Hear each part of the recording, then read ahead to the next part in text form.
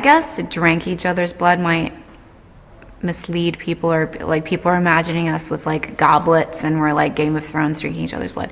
It's just a few drops, but yes, we do consume each other's blood on occasion for ritual purposes. But yes, we do consume each other's blood on occasion for ritual purposes. Only be sure that thou eat not the blood, for the blood is the life, and thou mayest not eat the life with the flesh. Thou shalt not eat it, thou shalt pour it upon the earth as water. Thou shalt not eat it, that it may go well with thee, and with thy children after thee, when thou shalt do that which is right in the sight of the Lord. Only. It is used for a reason, and it is controlled where it's like, let's shed a few drops of blood and each drink it. He's much more haphazard and hectic and chaotic, where he's willing to just like cut his chest open with broken glass and be like, take my soul, let me bleed on you. It doesn't not happen, let me tell you. Maybe not exactly like that, but a version of that has happened many times.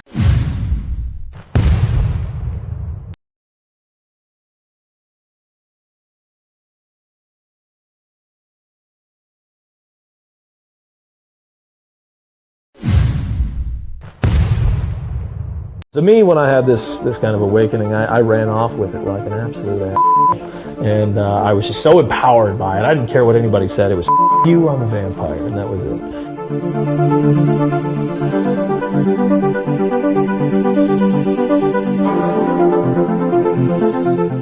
The Vampire Court of Austin is essentially a town hall for all of Austin's awakened vampires, otherkin, and human supporters or black swans that assist us with our everyday life and what we do with the court as well.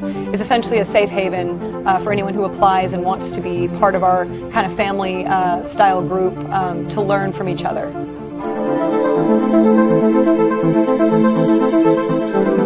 My wife and I have been married now for almost 2 years.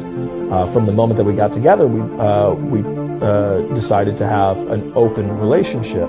And then shortly after that, we decided to have a polyamorous relationship, which meant that not only could we play with other partners, but we could also love other people. And finding my wife, I found my other half. In finding Ilona, I found that soulmate that we all search for all through our lives, that other person who exists outside of us that vibrates on a similar energy frequency.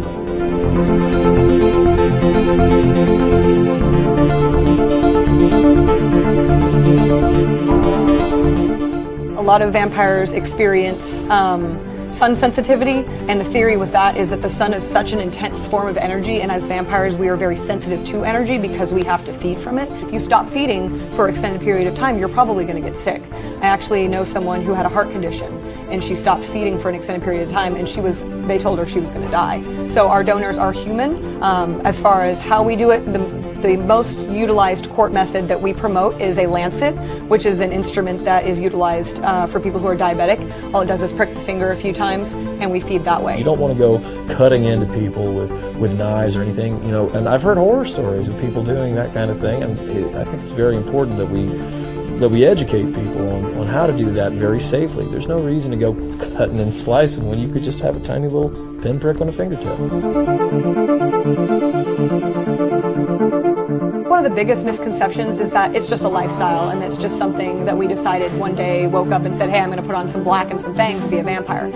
The only immortality that we believe in is what you leave behind. Here within the next year, we are hoping to actually see a unified vampire community across at least the U.S., if not international borders. So my day is probably just like anybody else's, except for sometimes I might be having a little more fun.